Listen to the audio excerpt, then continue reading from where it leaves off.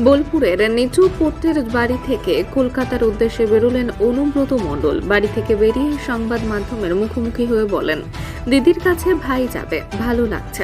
উল্লেখ্য, আজ কলকাতার কালীঘাটে রয়েছে তৃণমূলের রাজ্য স্তরের কার্যকারিণী বৈঠক। আর সেই বৈঠকে বীরভূম জেলা তৃণমূল কংগ্রেসের সভাপতি অনুব্রত মণ্ডল ডাক পেতেই আজ দুপুর নাগাদ বোলপুরের নিচু পোর্টের বাড়ি থেকে কলকাতার উদ্দেশ্যে রওনা দিলেন তিনি। জেল মুক্তির পর এই প্রথম রাজ্য স্তরের বৈঠকে যাচ্ছেন অনুব্রত মণ্ডল। এমনকি এই বৈঠকে মুখ্যমন্ত্রীর সঙ্গে সরাসরি সাক্ষাৎ করার সম্ভাবনা রয়েছে বলে জানা যাচ্ছে। যদিও ওই বৈঠকে অন্যান্য জেলা তৃণমূলের দায়িত্বপ্রাপ্ত সদস্যরা ডাক না পেলেও কলকাতাতেই থাকবেন। তারা ডাক পেলেই ওই বৈঠকে যোগ দেবেন।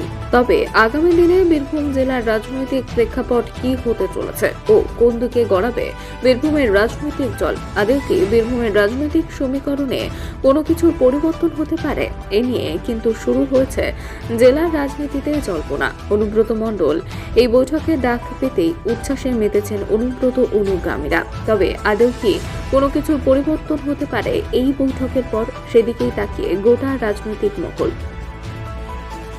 কি করছে এখানে আসি তো ওখানে দাঁড়িয়ে আছে মিটিং আছে, মিটিংয়ে যাচ্ছে। দাদা কেমন লাগছে 2 বছর পর আপনি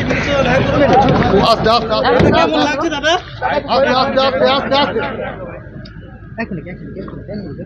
দাদা কি প্রস্তাব রাখবেন দাদা?